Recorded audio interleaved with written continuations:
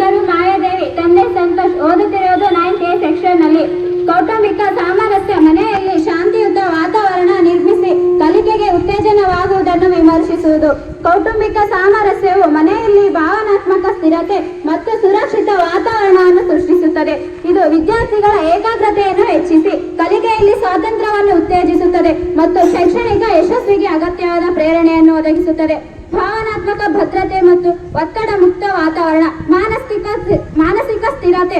ಮನೆಯಲ್ಲಿ ಜಗಳ, ಒತ್ತಡ ಅಥವಾ ಗೊಂದಲವಿಲ್ಲದಿದ್ದರೆ ವಿದ್ಯಾರ್ಥಿಗಳು ಭಾವನಾತ್ಮಕವಾಗಿ ಸ್ಥಿರವಾಗಿರುತ್ತಾರೆ. ಇದು ಅವರ ಕಲಿಕಾ ಆಸಕ್ತಿಯನ್ನು ಹೆಚ್ಚಿಸುತ್ತದೆ. ಬೆಂಬಲದ ಭರವಸೆ. ಯಾವುದೇ ಶೈಕ್ಷಣಿಕ ಸಮಸ್ಯೆ ಅಥವಾ ವೈಫಲ್ಯ ಎದುರಾದಾಗ ಕುಟುಂಬದ ಬೆಂಬಲವಿದೆ ಎಂಬ ಆತ್ಮವಿಶ್ವಾಸವು ವಿದ್ಯಾರ್ಥಿಗಳಲ್ಲಿ ಒತ್ತಡವನ್ನು ಕಡಿಮೆ ಮಾಡುತ್ತದೆ.